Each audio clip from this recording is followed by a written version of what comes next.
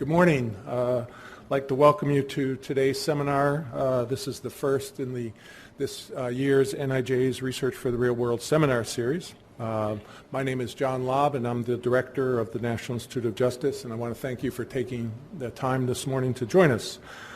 Today's presentation is entitled, as you can see, Going Home or Not, How Residential Change Might Help Former Offenders Stay Out of Prison, and it's featuring David Kirk from the University of Texas at Austin.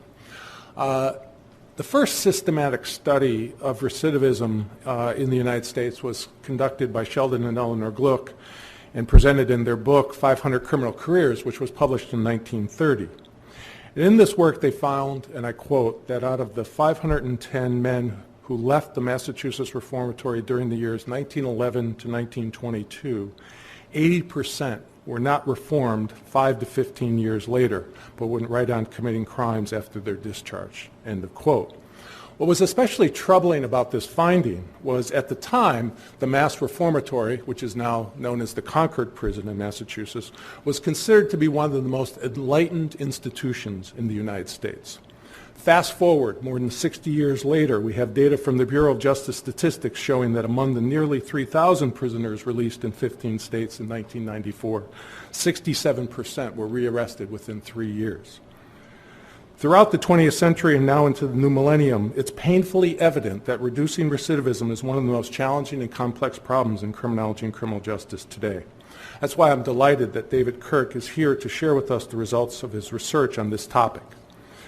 In this presentation, Dr. Kirk will explore the link between residential change and reduced recidivism. He'll discuss how the forced residential migration caused by Hurricane Katrina affected the likelihood that ex-offenders from New Orleans would be reincarcerated. Dr. Kirk will also examine potential strategies for fostering residential change among ex-prisoners and focus on parole residency policies as well as the provision of public housing vouchers. Now it is my pleasure to introduce my good friend and colleague, Dr. David Kirk. Dave is an assistant professor in the Department of Sociology and a faculty research associate of the Population Research Center at the University of Texas, Austin. He was formerly an assistant professor in the Department of Criminology and Criminal Justice at the University of Maryland from 2006 to 2009, and I'll never forgive him for leaving. Prior to earning his doctorate in sociology at the University of Chicago, Dr. Kirk worked at the Urban Institute, and his current research explores, in addition to the topic today, explores the social context and neighborhood change on behavior, and a lot of his work used the Project on Human Development in Chicago Neighborhoods data, which was funded in part by the National Institute of Justice.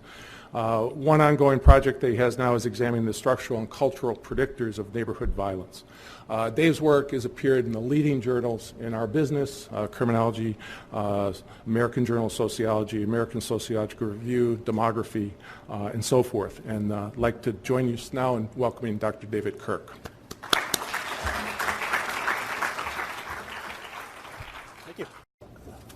Thanks for that introduction, John. Let me just be forthcoming and say that certainly the work I'm going to talk about today has been inspired by some of John's work with Rob Sampson on Life Course Criminology. One of the things that came out of the narratives presented in their 2003 book, Shared Beginnings, Divergent Lives, is this notion that a lot of the desisters in that study, those individuals that managed to move away from crime, and so we have roughly 730,000 folks coming out of U.S. prisons each year. And this number has been, it's flattened out recently, but certainly from the 90s forward has been growing quite a bit. I think in the mid-1990s we're talking about 500,000 individuals coming out of U.S. prisons.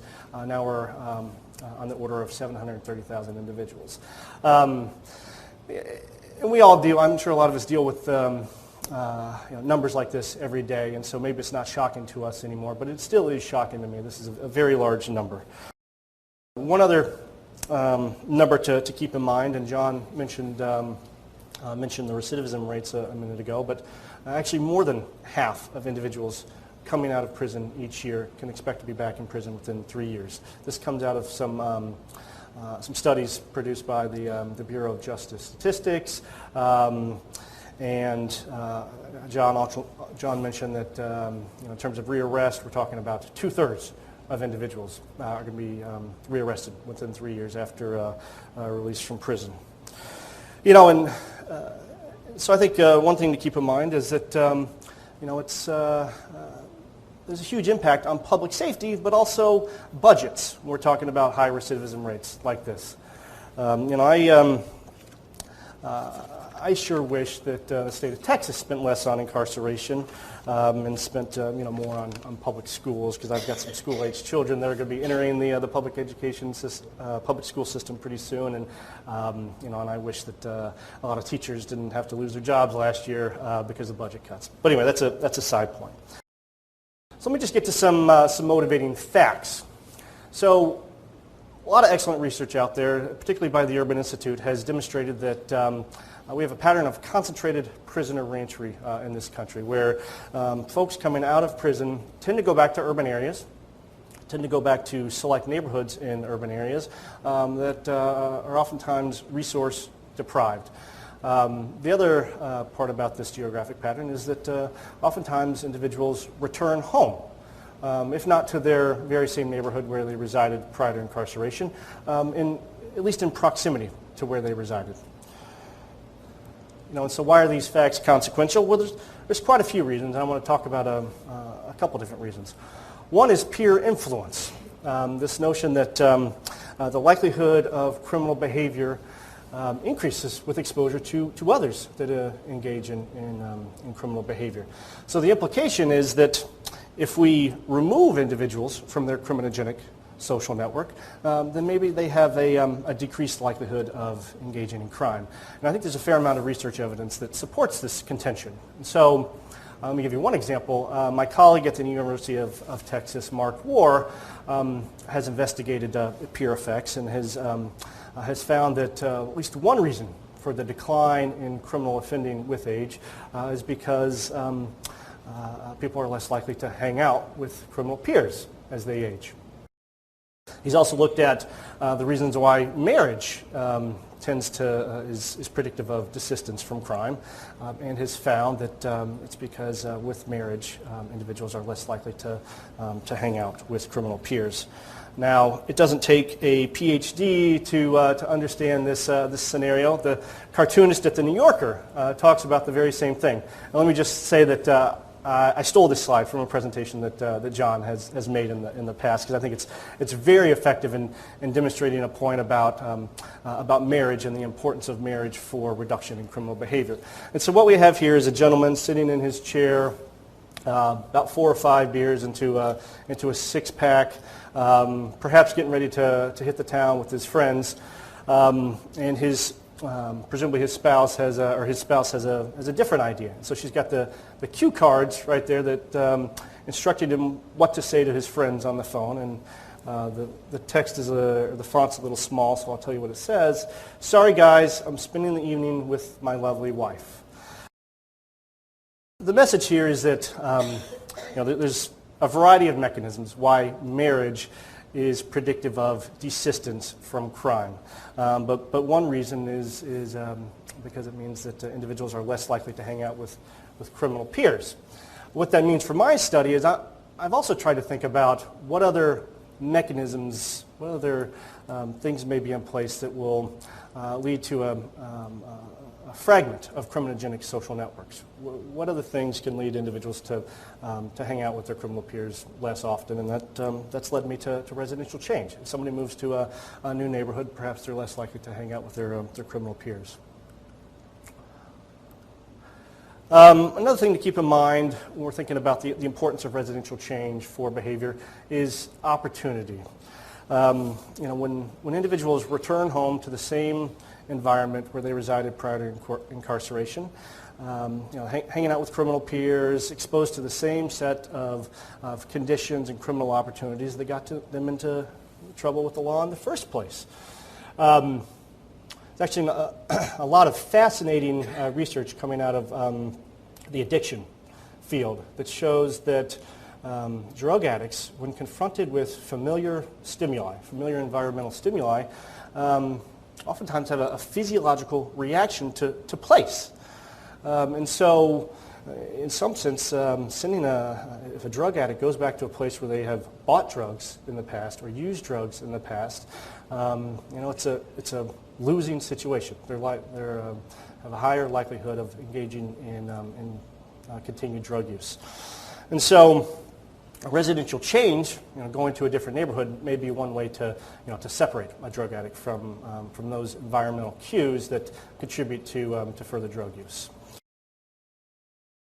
And so, moving forward, one of the things about that I've thought a lot about are turning points in the life course of crime, and what are the various things that can produce a turning point? Marriage, military service. These are the types of things that certainly come out of the research by John and Rob Sampson. But I want to explore residential change as a turning point in the life course of crime that contributes to desistance from crime. Desistance being a process that supports the termination of criminal offending. And so if somebody moves to a new area, has a fresh start, does it mean that they're less likely to engage in criminal behavior in the future?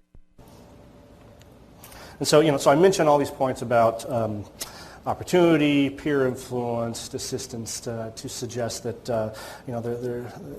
there's one other thing that we should be thinking about in terms of turning points in the life course of crime, and that's residential change. And so the rest of my time today, I'm going to explore the importance of that particular turning point. And so how am I going to do that? Well, so I've been engaged in a study for about the past 5 years, and I'm going to talk to you guys today about some recent findings on what's kind of a larger project. But I've used Hurricane Katrina as a natural experiment for investigating the importance of residential change for criminal behavior, specifically recidivism. It's been 6 years since Katrina hit, so I'm going to put up some pictures and some maps just to remind us all, in case we needed a little reminding about Hurricane Katrina. So this shows the progression of Katrina. August 23rd, 2005, Katrina developed around Cuba, and that's point 1 on the map. Made its first landfall in the United States around the 25th of August, southern tip of Florida. I believe it was a Category 1 storm at the time.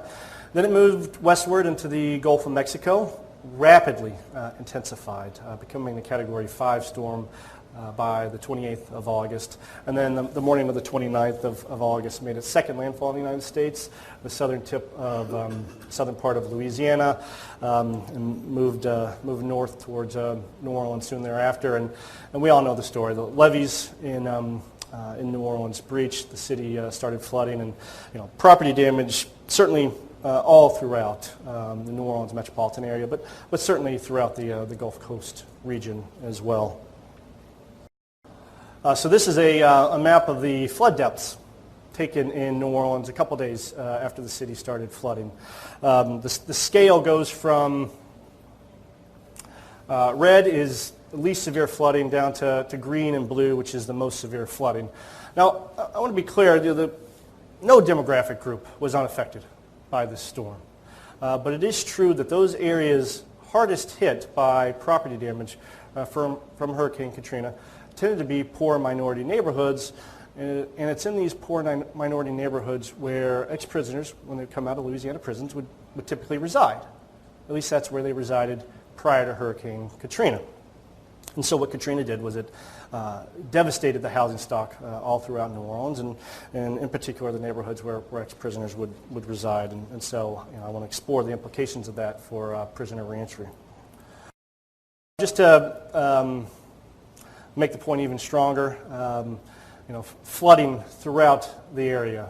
Highways submerged, streets submerged, neighborhoods submerged. And when the water finally receded, many neighborhoods looked like this. Housing structures, absolutely decimated in rubble. If the structures were still intact, they were likely moved off of their foundation down the block. And so, again, extreme amount of housing destruction in the New Orleans metropolitan area. So back to this notion of a natural experiment. So what this did was it induced some individuals to move to new areas who otherwise would not have moved had it not been for the hurricane. So it, and I want to show some figures in just a minute about the extent of the change in residential patterns. But ultimately what this allows me to do is it allows me to compare the likelihood of recidivism for two different groups. The assumption here is that people that were coming out of prison in Louisiana pre versus post Katrina, roughly similar on characteristics such as family background, employment history, criminal history, so on and so forth. All the predictors, a lot of the predictors of recidivism that we talk about. But a difference between the pre and post Katrina folks was that those individuals coming out of prison post Katrina were much more likely to move to a different parish. And so it sets up this comparison, and I basically just look at the recidivism rates across these different groups. This slide I used to demonstrate some of the changing patterns of residents pre versus post Katrina. And so what this demonstrates, this is based on a sample of individuals pre versus post Katrina that are originally from the New Orleans metropolitan area prior to going to prison. So if you focus on the leftmost bars, Orleans Parish, those individuals originally from the New Orleans area who came out of prison prior to Hurricane Katrina, roughly half of them would go back to Orleans Parish. Orleans Parish is the central part of the metropolitan area.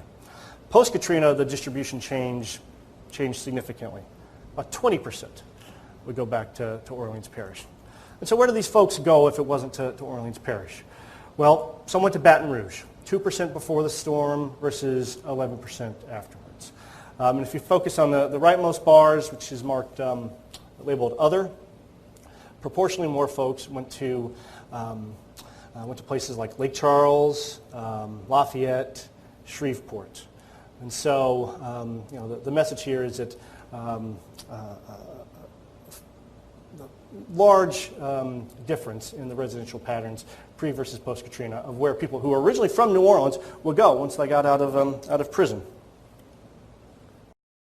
Similar point, pre Katrina, individuals that came out of prison, about a quarter of them would go to a different parish relative to where they resided prior to incarceration.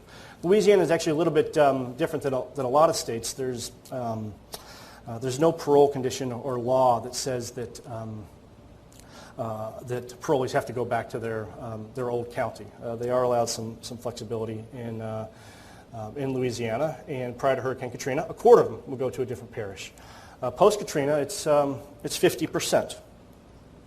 And so, what we can assume then is what Katrina did was it induced an additional 25% of individuals to move to a new parish.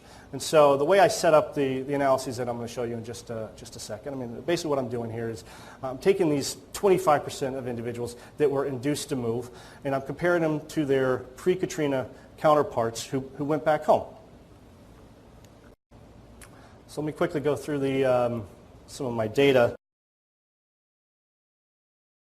So I've been fortunate enough to get access to some data from the Louisiana Department of Public Safety and Corrections, provided me a lot of individual level data on ex-offender characteristics, but have data on reincarceration through 3 years. Importantly, also have information on place of residence.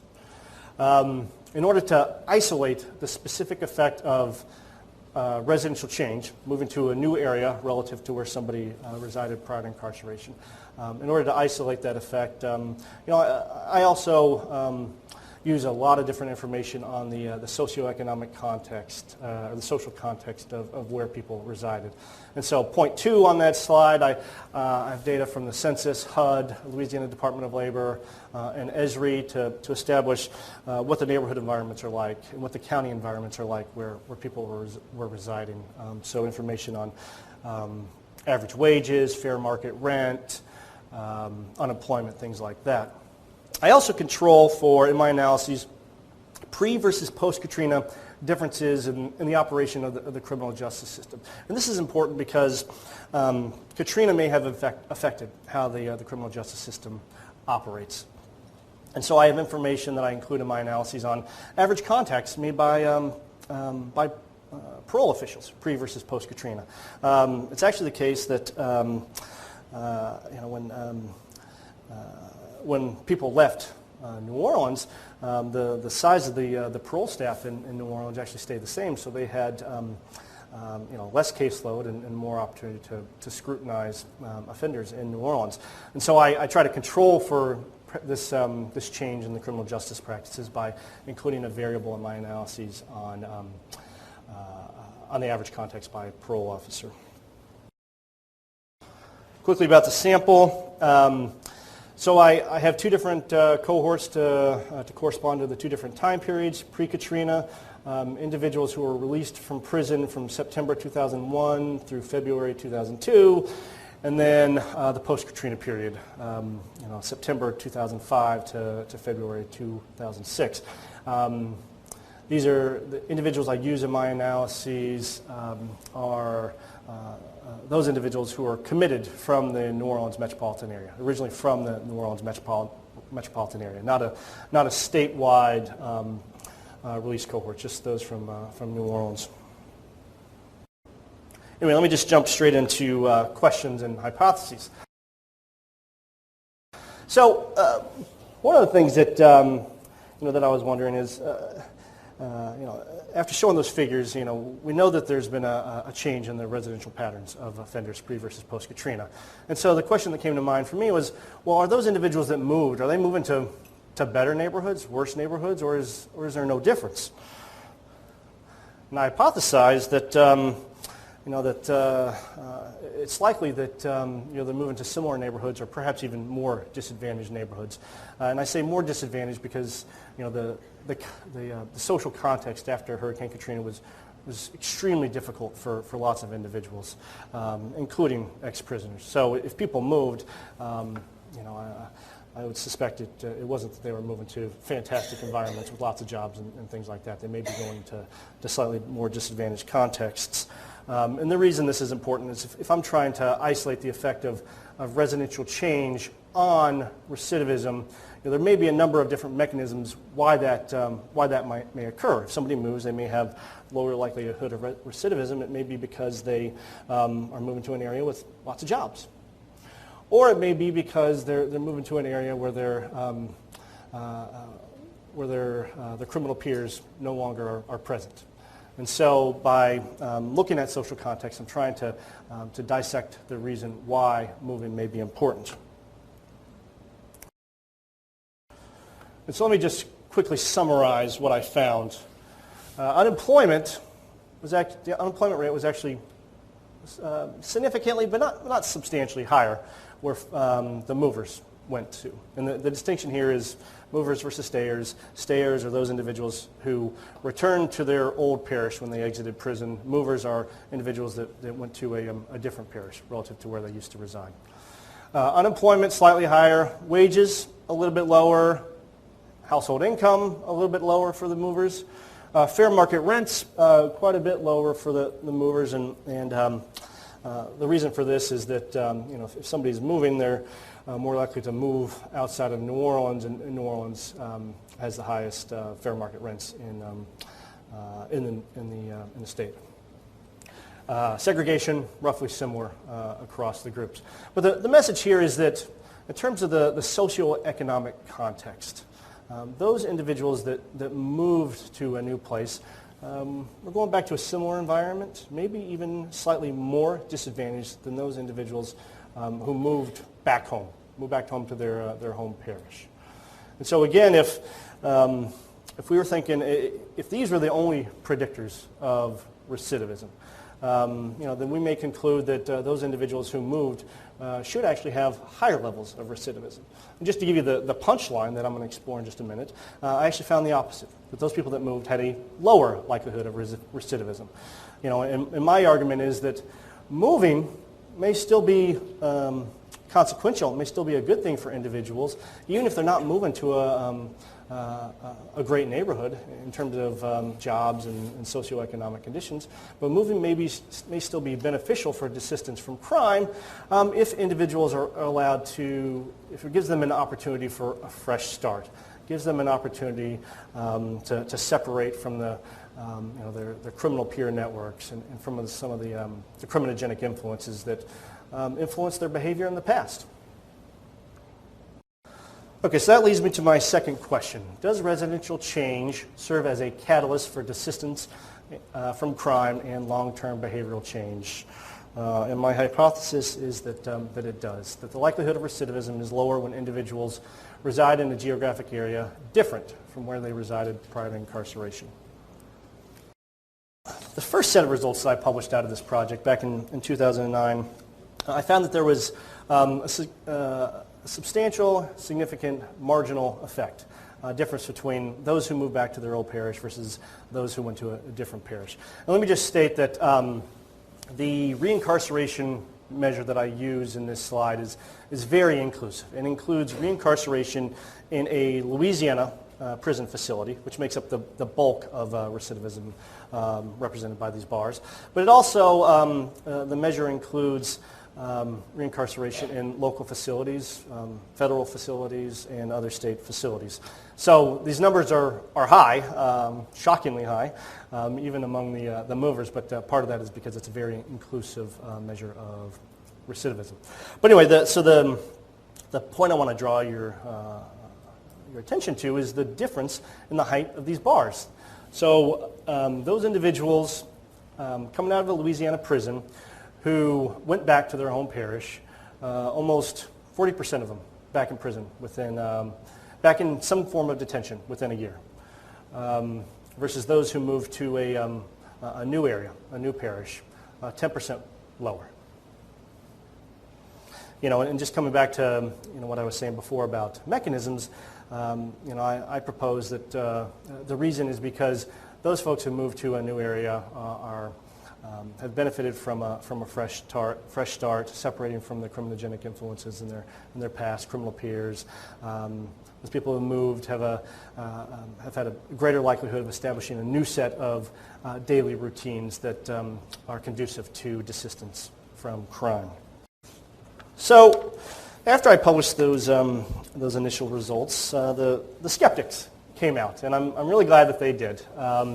Because I've been engaged in some follow-up work for the last couple of years to see if the one-year findings that I published back in 2009 are still true if we extend the time period by a few years. If we look at a 3-year reincarceration rate.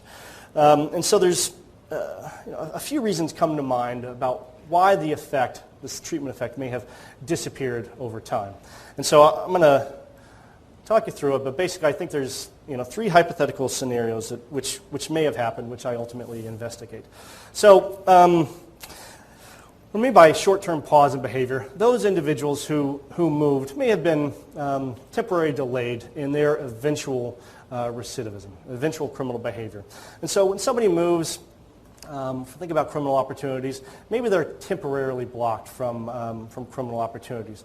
But eventually, criminal opportunities are all over the place. If somebody wants to find an opportunity to engage in crime, then they eventually will, even if they're temporarily delayed in doing so. If we think about criminal peers, if somebody moves, maybe they are fragmented from their old criminogenic social network. But it doesn't take long for somebody to establish new criminal ties, even when they move to a new area. Finally, scrutiny by law enforcement. When somebody moves to a new area, perhaps they fly under the radar for a little while. Police don't recognize their behavior.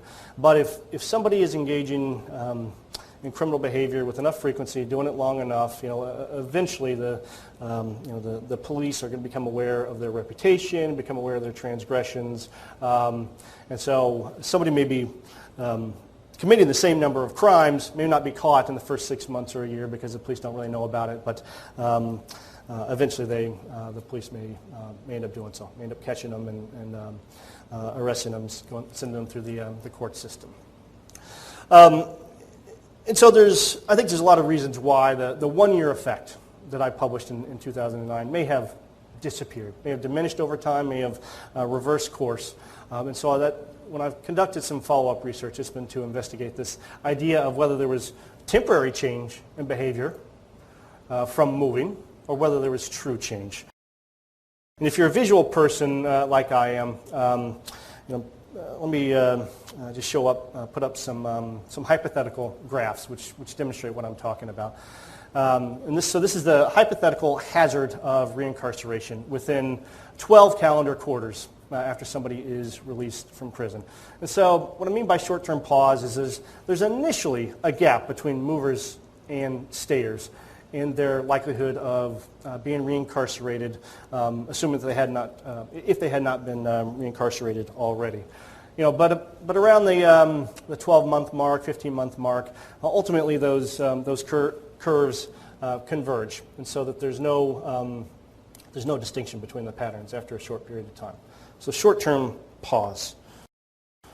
Another scenario is what I call catch-up, that those individuals who have a high likelihood of recidivism that moved, maybe they delayed their eventual behavior for a year or so, but eventually they were reincarcerated. So the stayers were reincarcerated immediately. The movers, it just took a little while. And so what we have here is an initial gap, and then they basically cross over time. And then the third scenario is what I call real behavioral change. The idea that there's a consistent gap through 12 calendar quarters after prison release.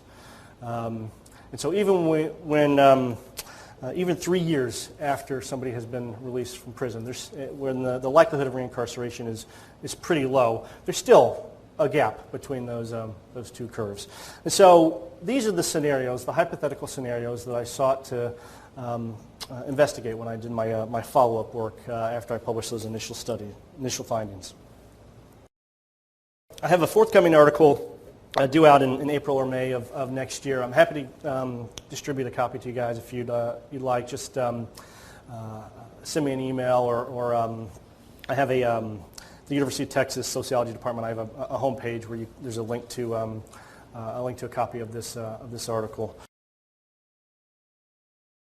So I'm going to show you the actual results, and basically what I found is scenario number 3, what I characterize as real behavioral change. That at every point in the first 3 years after individuals had been released from prison, those who moved to a new parish are significantly and substantially less likely to be back in prison than those individuals who went back to their old parish. And so a similar slide as I showed before. Before it was a 0.10 difference after 1 year, and after 3 years it's expanded to 0.15 marginal effect. So those individuals who stayed in their old parish, meaning when they got out of prison, went back to their old parish, 69% expected to be back in prison within 3 years. Again, this is a very inclusive measure of reincarceration. Versus those people who moved to a different parish, 0.54. This is what is known as a survival curve. Same story, just a different way to present the data. Of those individuals who moved to a new parish, 46% of them survived, meaning they did not end up back in prison within 3 years. 31% of those people who went back to their old parish survived. The rest went back to prison. So what now? So I want to talk about some implications from my findings. So the Urban Institute has done a lot of research on prisoner entry, and some of the things that comes out of that research is that in interviews and discussions with returning prisoners, oftentimes individuals exiting prison don't want to go back to their home neighborhoods, but end up doing so anyway, even though they realize that it may be bad for them and may contribute to criminal behavior in the future. And so, why do they do so? I mean, honestly, there's lots of reasons why individuals go back home. familiarity with place, attachment to place, loved ones, things like that. But there's also some institutional reasons that I wanted to talk about today. In one, parole residency policies. In most states, prisoners released to parole supervision are legally required as a condition of parole or mandatory supervision to go back to the county where they were convicted, or the county where they resided prior to incarceration. My home state, Texas, is certainly an example of this. Texas Government Code 508.181 says that those individuals, as a condition of parole or mandatory supervision, are required to go back to the county where they committed their crime, or where they resided when they committed their crime, or if they live, or if they're from out of state, they have to go back to the county where they did commit their crime. And so my point is that, think about my findings from Louisiana, allowing ex-prisoners, parolees, to go to different counties may in fact be beneficial when we're talking about public safety. So it may be fruitful for states to reconsider residency restrictions put upon ex-offenders.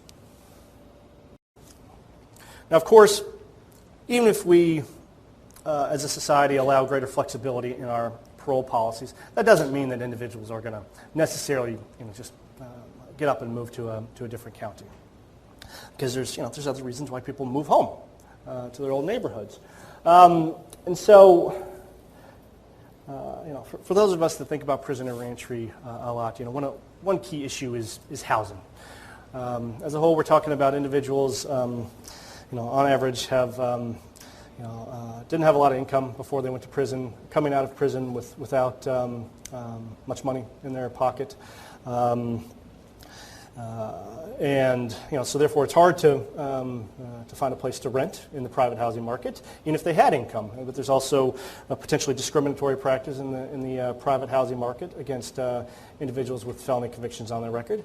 And in terms of public housing, there's also it's difficult to gain access to public housing, whether we're talking about housing developments or housing vouchers.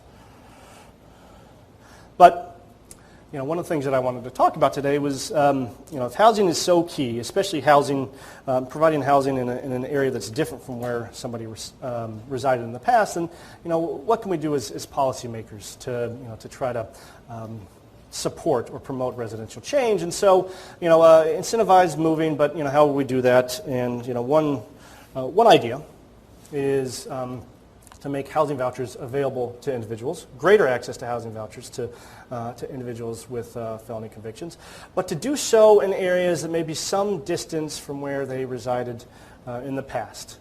And is this a realistic idea? Well, I wanted to come here today and hear from you guys whether this type of idea would really fly. But I want to say I was encouraged from some things I saw this spring and this summer that maybe providing greater access to public housing and housing vouchers for ex-offenders is something that that we can do.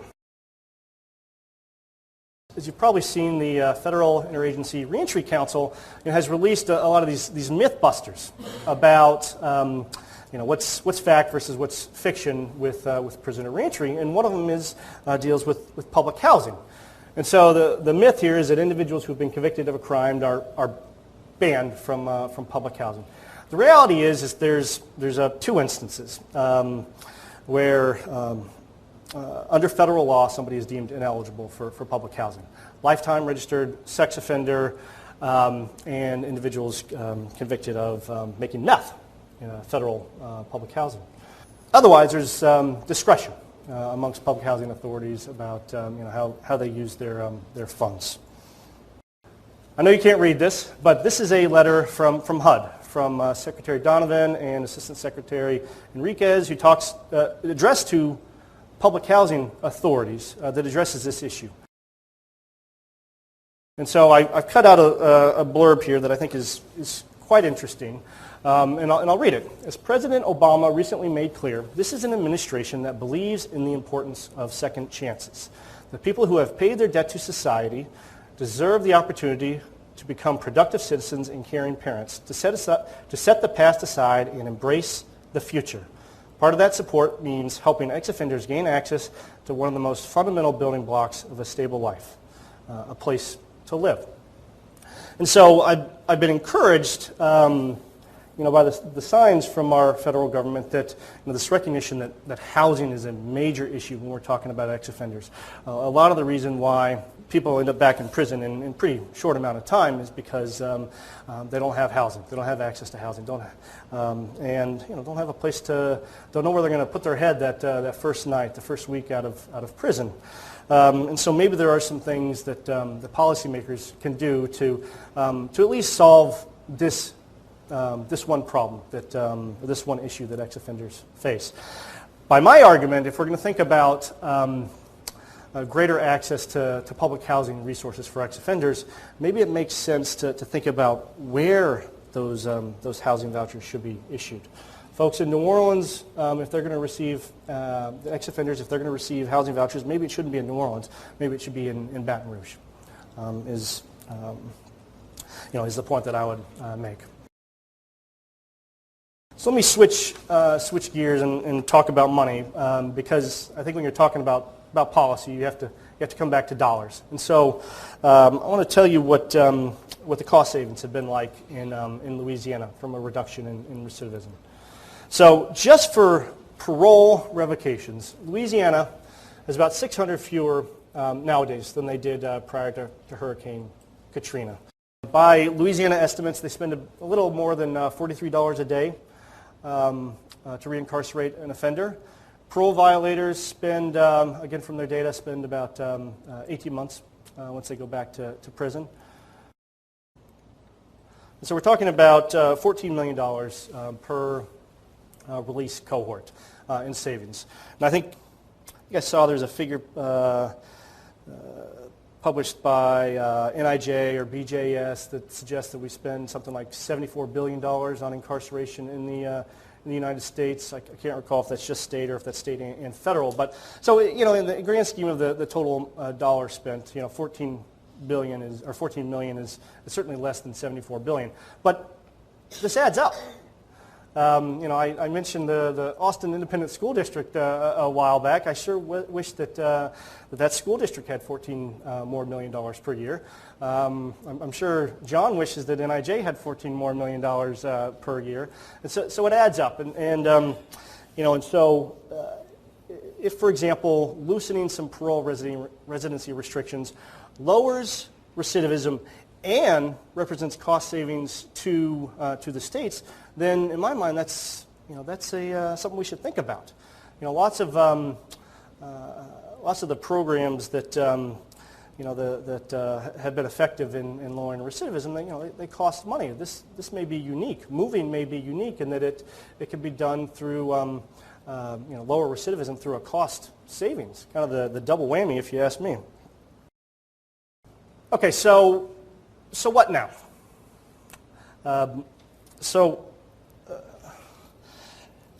Basically what I've talked about today are results from a natural experiment, a horrible catastrophe that just happened to have a bit of a silver lining for some ex-offenders. But what I've been thinking about for the past couple years is how do we perhaps promote what I've learned from a natural experiment? How does it translate to a real world policy environment? And so I've come up with and this is before we do some kind of whole-scale rewriting of parole policies and start telling public housing authorities how to use their money. I thought about an idea, starting with a small demonstration project. It may look something along the lines of these type of details. Assign 300 volunteers, people coming out of prison, ask them if they want to volunteer for a demonstration project. 300 of them, individuals set to be released to parole, go into a treatment group where they are required to move to a new city or assign relative to where they lived in the past, or assigned to a parole office, in that location, away from where they lived in the past, and they receive a housing voucher. have a comparison group that goes back to the old city, but still gets the housing voucher. A control group that goes back to the old city, but doesn't get the housing voucher. And so setting up kind of this three-group design would allow a researcher to investigate the effect of moving to a new city, but would also allow them the possibility of investigating whether greater access to a housing voucher would be predictive of a reduction in recidivism. And also the combination of the two. If a housing voucher is beneficial for an individual, is it better if that housing voucher is issued in an area some distance where somebody lived in the past? And so then the final piece is just for the evaluation team, the research team, to just compare recidivism outcomes across groups. So anyway, I was anxious to come to DC today to talk about my research, but also to put an idea out there, and you guys are the experts. I sit in an office in the UT Tower, and crunch numbers, and occasionally try to impart some lessons to my students. But I wanted to learn from you guys about the ideas that I presented in terms of residential change as a way to produce a turning point in the life course of crime. How can we do that?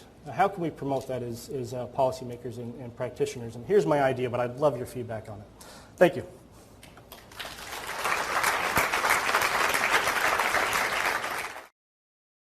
Okay, we're going to open up the floor for questions. Bill Sable, BJS. Yep. I have two questions. So when you started your presentation and talked about the national experiment, I was interpreting Katrina as forced mobility, kind of like in Todd Clear's course of mobility. But it turns out there's really choice. And so when I'm looking at the results, a quarter of your study went back to their old neighborhoods, if I got the data right. So how much of that difference is really due to selection effects? Those people who were given a little incentive decided to stay, or are really a difference between groups of offenders. So one, if you could address the selection effect. Second, I was in Cleveland in the 2000s, and a similar type of thing was going on with Hope 6, where they were demolishing public housing and using vouchers. And one of the things I was able to observe between 90 and 2000 that time was the change in the neighborhoods people moved into as a result of the vouchers. So do you have any results that look at, particularly if there's high concentrations of offenders moving into new neighborhoods, what's the impact on the new neighborhoods? Because in Cleveland there was massive social change going on at that time, including increases in crime rates in the moved into neighborhoods. So if you could talk about those two things, I'd appreciate it. Thanks, Bill. So start with the second point. The effect of changing residential patterns on receiving neighborhoods, I think, is a great question. With the folks coming out post Katrina, there's been what I would characterize as a dispersion of the population. Not some reconcentration, but not like we saw prior to Hurricane Katrina. And so you've got folks spread out all over the place, and it's certainly a question I need to investigate further. But if you've got 3 in Shreveport and 5 in Monroe and 10 in Baton Rouge, that there's not this concentration, and I would suspect not a huge impact on the neighborhood environments from a reconcentration of parole. But it's certainly an important question, one that deserves a lot of attention. In terms of, so we're talking about the fact that there was still some choice. And even if individuals post-Katrina couldn't move back to their old neighborhood, they still had, I guess, some choice to move somewhere, right? If it wasn't New Orleans. And that's a challenging thing I'll admit, that's a challenging thing to account for.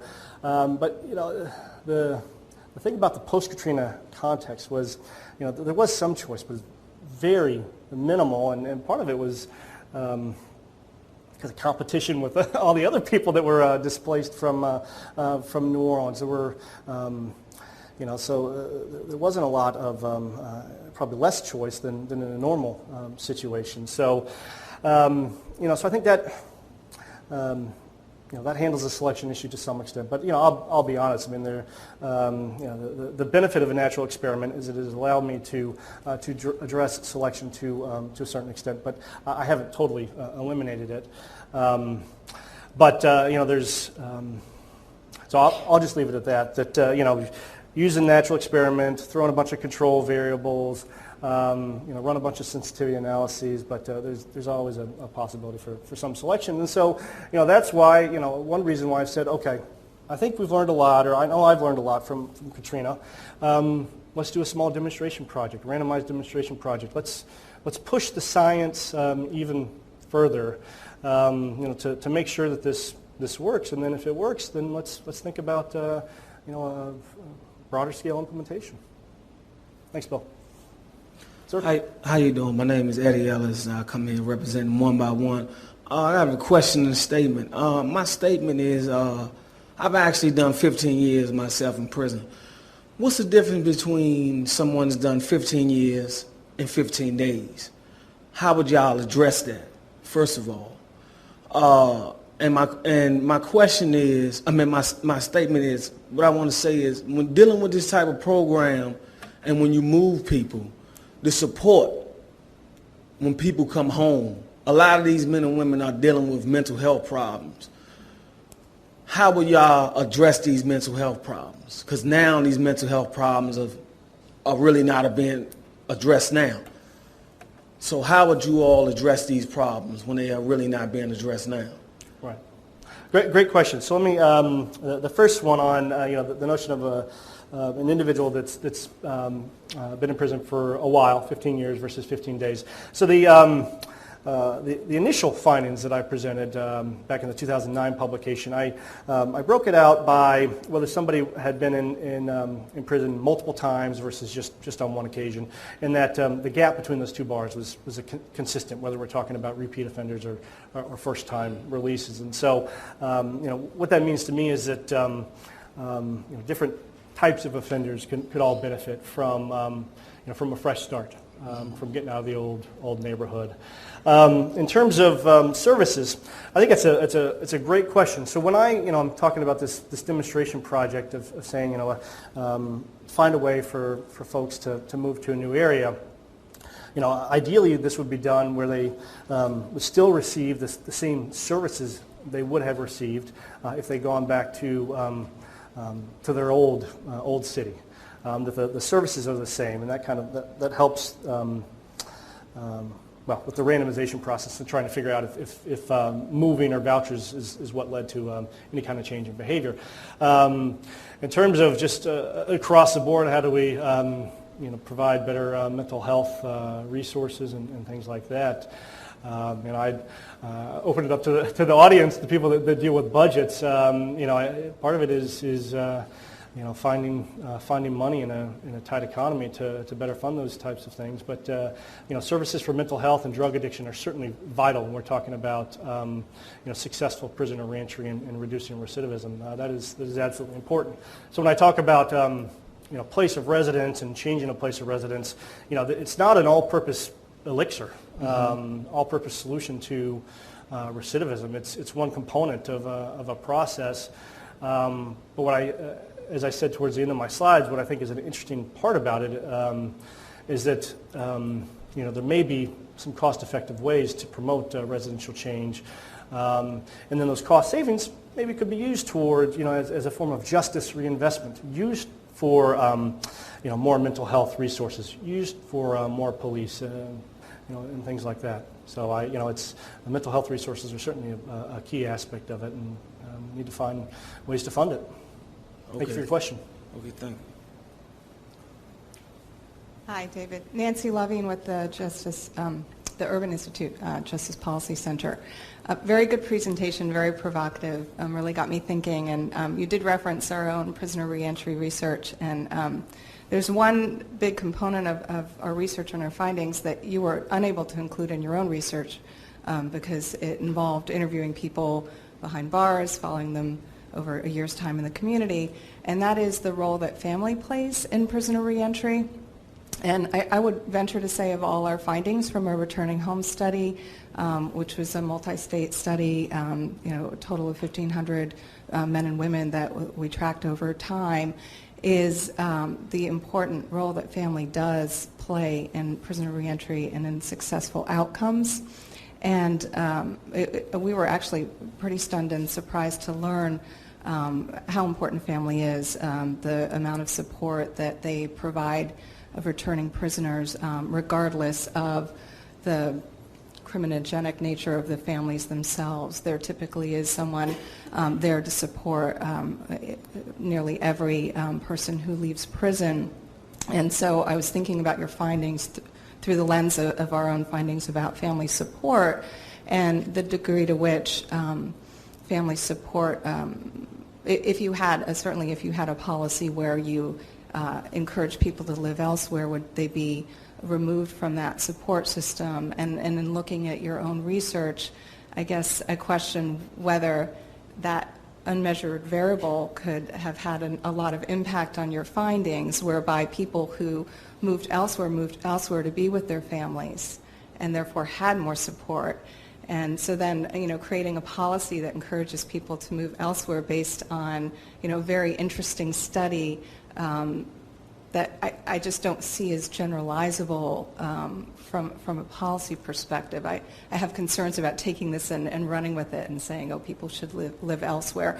I mean, we even found that negative family influences had less of a negative impact on reentry outcomes than did positive family influences. That's another thing we hear from people, because it's not just peers, it's negative family influences that you might be thinking you should remove these people from. But based on our extensive research, I would argue otherwise. So that's one point. The other, just a question, because I was formulating this question in my mind while you were talking about costs and cost savings. Did you include the savings of averted victimization costs, so those societal costs, in your estimates? So on that second question, no, those are just the cost savings from reduced incarceration. Okay, there's more savings, sure. Good. No, I would argue against including that, although I think the real cost to victims, it's not real cash that you can reinvest. So I'm glad you excluded those. Right. So, but I'd be interested in hearing your thoughts on this unmeasured variable. Sure, and that's an excellent point. I'm glad you brought it up. Thank you for that. When folks go back to their old neighborhoods, part of the reason they do so is is to be with family, and families can be supportive. That's not always, but it can be supportive. I love reading research that talks about when families are helpful for promoting desistance from crime, and under what circumstances they may not be all that great. In terms of pushing this idea and pushing the science on it, I'd say, well, something like this, maybe moving with that supportive housing is the best idea. If families are supportive, they help individuals steer clear of future criminal behavior. Well, then, if we're going to provide vouchers for individuals, why not both for the individual and their immediate family? And test that idea in a demonstration project for the very reasons that you're talking about. So I agree. Families can be very important, but perhaps there's a way to include them into the demonstration to in order to foster kind of the ideal circumstance. Separate individuals perhaps from their old buddies, which maybe the individuals that would sell them drugs and whatnot, but move the ex-offenders with their family to help them stay out of prison. So I think a combination is perhaps the way to go. Hi, my name is Linda Rose. I work with OJJDP. My question concerns youth who are coming out of coming out of facilities and don't want to live in public housing because they don't want to be in a concentrated area with people with similar problems. They may have a felony on their records. Can these vouchers be used for other forms of housing other than, in quote, public housing? Yeah, so I know there's some folks from HUD in the room that could speak to this issue probably better than I can. But so we've had a fundamental shift in the country and the way we handle public housing. So away from the dense model of high-rise public housing, more towards use of housing vouchers and scattered site housing. For the reasons you're talking about, this idea that concentrated public housing is not necessarily a good thing. And so in that type of situation, I'm specific in when I talk about housing vouchers that those could be used in in the private housing market. I think the reality is that that private building owners and managers have discretion in whether they want to accept them. So there's still some concentration, even when we're talking of people with housing vouchers in terms of where they can live. There's still some concentration, perhaps not as much concentration as with the dense high-rise facilities that characterize kind of post-World War II housing developments. And so, back to your initial question, in your scenario, a youth coming out of detention doesn't want to go back to a public housing complex, public housing development. Maybe they could get a voucher and try their hand and try to see if they could find someplace in the private housing market outside of the old neighborhood, see if they could get a building owner to take that voucher. My name is DJ Irvin. I'm with the Milton Eisenhower Foundation. I was wondering, were you able to break down your results by type of crime, drug crime, non-drug, violent, non-violent, serious part 1 versus part 2, anything like that? Not very well is the answer. Part of it is kind of tracing the steps back from a parole revocation to the initial reason that somebody was in prison. It's kind of difficult to follow the path. But in Louisiana prisons, I mean, as you can imagine, we've got there's a lot of individuals incarcerated for drug violations and violent offenses as well. So a lot of the releases that are coming out, especially those with kind of shorter terms, are individuals that were locked up for drug crimes. Good morning, I'm Donald with the National Homecomers Academy. As I look at this findings, you have 300 homecomers that's coming home that are going to be going to a new city with a housing voucher and going to have treatment. You have you defined what kind of treatment they're going to have? Because I know by just giving people a housing voucher, that's an art to come home and have to take care of a household. And also with the other 300 that are going to go to the same city with a housing voucher, again, define the kind of treatment that they're going to get. And far as with the other 300 homecomers that are going to be coming home with nothing, I don't think that should happen. I truly think that, everybody should get something, whether it's some type of treatment, because we're dealing with people's lifestyles. We're trying to change the culture of what they're doing and not trying to do stats. And it truly has to come to the sense of, taking these people into consideration that they do have families, and we can't play around. We can't mess up. Thanks for that question. Yeah, let me clarify. So the language that I'm using in this slide is the language of experimental design. So when I talk about this bottom group of what I call control, this is kind of the status quo group. This is how we're doing it now in large regard. Should we have greater services for individuals? Sure. But so when I talk about a comparison group and a treatment group, the treatment that I'm talking about here is basically the distinction between the groups. The treatment is whether somebody moved and whether they received a housing voucher, as opposed to treatment for drug addiction or mental health services. And so even for all of these three groups, I would say that each group should receive. We're just thinking about the science behind it. In order to try to isolate the effect of moving and the receipt of housing provision, each group should receive the same extent of services on average in terms of drug addiction, mental health treatment, job training, things like that. Do I think that we as a society should invest in those forms of services? Absolutely. But just to clarify, so the treatment I mean here is just the difference between the groups, the moving and the receipt of a housing voucher. Thank you. My name is Yolanda Ken. I'm a parole and probation officer in the city, and I've been a PO in other jurisdictions. And I guess some of the issues that I had were, as far as this voucher is concerned, how would they prioritize that? Because the waiting list for vouchers is already in here in D.C. is about 10 to 20 years. So if you have people coming out, are you going to say, well, the people that don't have criminal records, that have children and other issues are no longer a priority, and the offenders coming out are going to be the priority? You know, how would that work? That's one of my questions. Okay. Did you have a second question? I did. When you were talking about the cost, I was wondering about the cost of the jurisdictions, as the other gentleman had mentioned, the jurisdictions that will be receiving the offenders. I'm quite certain. I remember when my best friend works in Raleigh in housing, and when that happened, a lot of the Katrina people came here, a lot of people came there.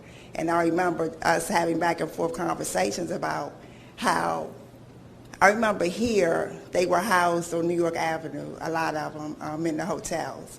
And of course, that's not a regular neighborhood, but I remember 5th District and their stats were saying that a lot of their crime had risen, and a lot of it was attributed to the Katrina residents coming here. Not saying that all the ones that came here were criminals, but the crime did have an impact on our police districts. So that was a question that I had. Had you done any studies on the impact of the receiving areas? And then the last thing, as me being APO and dealing with the thought processes of the people that we're speaking of, the resistance factor is great. I mean, you have people coming out, and there are programs when they can go directly from prison to transitional housing or to drug treatment, and they will tell you that they don't want to go. And if there's no mandate for them to go, they're not going to go. So I would be curious as to how you come to the conclusion or hypothesis that they will be willing to just willy-nilly go somewhere else. Okay, great question. So let me start with the third. So resistance to, I think ethically when we're talking about a small demonstration project or even a larger policy where you're talking about where people live, I'm not in favor of forcing somebody to go someplace, giving them some option, but incentivizing their choices. And so if people have a resistance to joining a certain program, well then they don't have to volunteer. But again, back to that Urban Institute research that I was talking about, what's some of the and perhaps Nancy could talk more to this, but from some of those qualitative interviews with the offenders, they often heard that people wanted to go someplace else. Not all, I don't imagine all, but some did, and those individuals that do want to move to a new environment, to have a better chance at successful life out of prison, then are there ways? My question is, are there ways that we can provide that opportunity as a society? Your second question about the impact on receiving areas. So let me just be clear about in my particular study, the way the cohorts were set up. These are individuals that came out of prison onto parole in Louisiana. A vast majority, especially in the post-Katrina period, of individuals that came out of prison onto parole stayed in Louisiana. Post-Katrina, it kind of makes sense that because of people left the state, including some people that were at that time under the supervision of the criminal justice system, may have gone to Houston or Raleigh or wherever and committed crimes.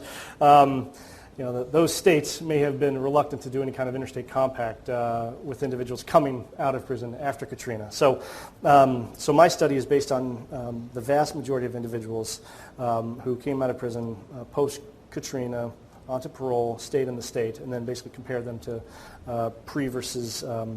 compare them to the pre-Katrina counterparts. I think there are some studies out there that have looked at the impact of receiving areas from Katrina, those folks that were displaced by Hurricane Katrina. But I think you bring up an important point, or this notion of the impact on receiving areas is an important point to think about when I'm proposing something like this. And so one way to do this is to not just say, okay, we're going to give everybody that lives in D.C. a housing voucher to go live in Richmond. I think the way to do it is what I would call a two-way swap, where you also provide individuals that are from Richmond a housing voucher to use in D.C. so that there's no net gain or loss in the total number of ex-offenders in a given area. Both areas have the same, but I would hypothesize that the likelihood of reincarceration would be lower in both areas for those people that moved. But doing this two-way swap kind of accounts for this notion that there may be maybe some impact on receiving areas. And then your first point about housing, public housing waiting lists. That's an excellent point. And so, the question is, if we're to do something like this, should individuals with a criminal record jump the line? And how is that fair to individuals that have been on a waiting list for a long, long time? There's lots of public housing waiting lists that are very long. I think some closed, and there's a serious need of housing. So, one thing to think about is greater access to or greater money spent on housing vouchers in general, not just for offenders, but to justify it. I go back to this statement from HUD. How can we justify spending money on housing for ex-offenders when there's lots of non-offenders that are on the waiting list? Well, it may turn out to be a good thing for all of us. If we can enhance public safety, that's a benefit that we all get. So that's perhaps one way to justify it. The other way to justify it is again, there's some cost savings, whether from less money spent on incarceration or less money spent on courts or victimization, things like that. There's some cost savings from reduced reincarceration that could be used to justify the expense used to pay for housing vouchers for individuals.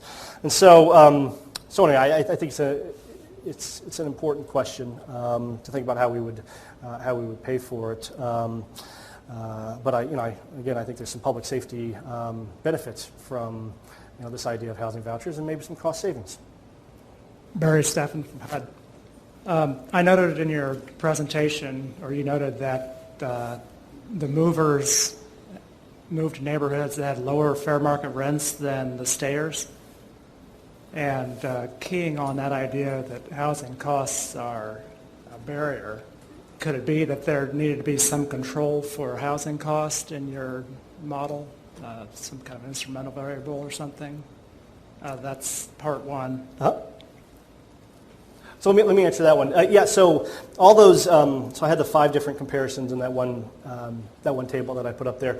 All of those variables are included as control variables in my analyses, along with some variables that represent the characteristics of the criminal justice system. So ultimately the statistical model accounts for the fact that the movers versus stayers may be living in areas with different fair market rents.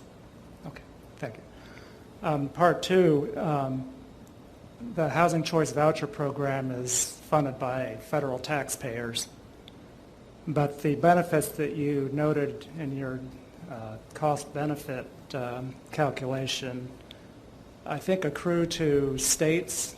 Don't states pay for prisons and so there would be local benefits to preventing recidivism.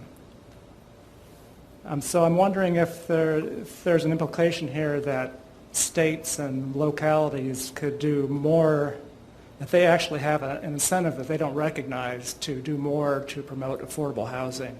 in their jurisdictions dispersed across their jurisdictions so that there are not concentrations of poverty and negative effects that way.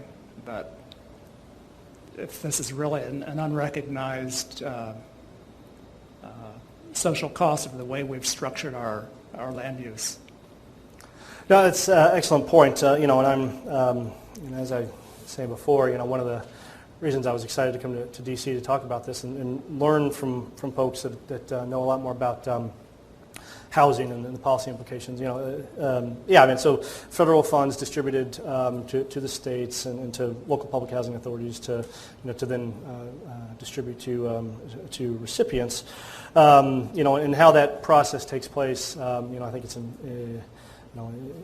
important to think about, especially in talking about an idea such as this. I think that's a question perhaps better answered by somebody that deals with those decisions. Hi, Amy Solomon at OJP. I'm going to throw you a couple softballs here after the all right, series let's have of last them. tough ones. But first, one quick comment on the issue of there not being, jumping the line, there not being enough housing availability. One idea that's been discussed and with HUD partly involved in these discussions is having people be able to come onto family leases that already exist but legally. And that's one way to get people back into public housing, but without taking, an apartment from someone else. So my questions, they're not really easy questions, but they're simple questions, data questions. One is the pre-Katrina movers. I'm wondering if they have a similar lower reincarceration rate than the post-Katrina movers. So I've actually done my analyses where I've looked at only pre-Katrina, pre versus post-Katrina, and just post-Katrina. In fact, to answer your question, if we look at just pre-Katrina, there's a gap. If we look at just post-Katrina, there's a gap, even larger gap. This is a sensitivity analysis that's present in the paper where I just look at post-Katrina, and the reason I do this sensitivity analysis is if there's some kind of Katrina shock that I'm not accounting for in my statistical model, but it's also possible to do this analysis with just the post-Katrina folks and still set it up as a natural experiment, and the gap is even further. So the answer is yes, moving across whatever time period seems to have some benefit. Okay, that's good, because obviously for applicability, so it's not the Katrina part of it. The other question is, did you look at rearrest data and not just reincarceration? Because I'm trying to think about how to take parole violations out of the mix for having higher reincarceration rates for those who are still under local parole supervision. No, I wasn't able to access arrest data. I would love to do that. If it's not possible in Louisiana to kind of link people to future arrest records, certainly maybe possible in other states. And if somebody wants to do that type of research with me, let me know. I'd love to do it, but it's an important question. So it's something I thought about. I just wasn't able to pull off.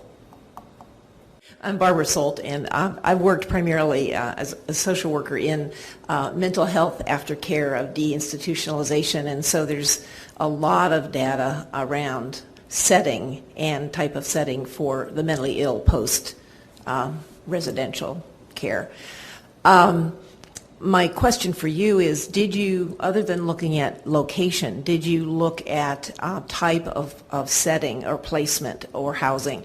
Were these single individuals living singly, or had their families perhaps relocated and they went to live with their family? Because we've had a lot of discussion around the role of family. Did you look at that? Yeah, excellent question. The quick answer is no. I didn't have data specific to the type of setting where folks were residing. The best I was able to do was I mapped out, I geocoded service providers all throughout the state of Louisiana, and I looked at proximity to different types of service providers relative to where somebody was residing, and the idea that if they have greater access to all types of services, be negatively predictive of recidivism. So that's what I've done to partially get at your point, but I didn't have specific information on the characteristics of the setting where people were living. I'm John Lobb at National Institute of Justice. Two questions, Dave. First, I'm curious as to what the reaction of the findings were from the Louisiana Department of Corrections, and particularly the parole officers. And second, just thinking about Nancy's question about families, I mean, there's moving and there's moving. And so were you able in the sensitivity analysis at all to look at distance or proximity to New Orleans relative to larger moves, further moves, and what effect might that have had on the findings? Because I think it's an important issue in terms of pushing the analyses before we go to the grand experiment. And I guess related to that is there anything that you could call from the incarceration data, DOC data, that would tell you something about the different family structures in the parolees? Thanks, John. In terms of the family context, so I know when somebody is married. There's for the data on parenthood is okay, not great. Has some missing data problems. But anyway, those individuals that are married are less likely to be reincarcerated. Parenthood, I don't want to speak to it because it has missing data. But certainly the family context is evolving when individuals get out. The individuals trying to repair relationships if they've been harmed in some way. I don't have good information on that. I'd love to because it's certainly important. But so what I have is kind of limited to this notion of marriage, basically. Distance, great question. So in the findings I published back in 2009, I did some analyses of distance, and the more the better, but with diminishing returns. So somebody doesn't need to move from New Orleans to Alaska to benefit from separation from their prior context. Do they need to move to Baton Rouge or Shreveport? Well, that's probably better than moving next door. But I think the implication of your question, and maybe this is where you're going, if we're going to talk about the demonstration project that I was mentioning, we perhaps need some precise information on what's the cutoff point. 100 feet doesn't work.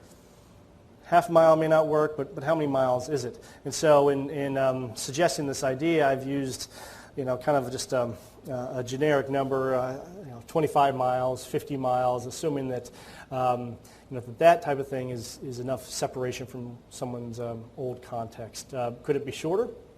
Maybe. But there's some interesting findings out of the Moving to Opportunity experiment. Rob Sampson has a paper that was published in American Journal of Sociology in 2008 where he looked at the distance that some of the MTO families moved relative to their previous location. And so a fair number of them, in the Chicago side at least, may have moved to lower poverty, but they didn't move all that far from their old neighborhood. And so in that sense, perhaps the social networks of the youths in that program did not change all that much. They were still hanging out with the same individuals, still involved in the same routine activities that they were doing before their move, and consequently, maybe that's why the results are fairly mixed when it comes to problem behavior of males.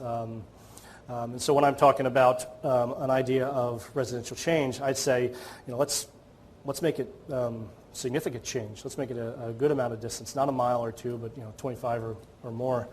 And John, your third question about reaction. Louisiana folks have been very receptive to these findings. They're extremely interested in lowering their recidivism rates. I will say that not necessarily in Louisiana, but as I've gone across the country talking about these results, I have received a little bit of skepticism from parole officers when I've talked about this idea of letting people move, and And I'm certainly not saying that the services that a parole officer provides to to their parolees is useless. It's the more services they can provide, the better. I mean, that's an important aspect of successful prisoner entry. I'm just talking about maybe an additional thing that our criminal justice system can do in terms of maybe promoting this idea of residential change to a new area and a fresh start, and then provide some supervision, provide job training, and so on and so forth. So when I've had some skepticism of this idea, in talking through it, I think I've been able to clarify that I think parole supervision is crucial. I'm just talking about tweaking it a bit to allow greater flexibility in residential patterns. Thank you.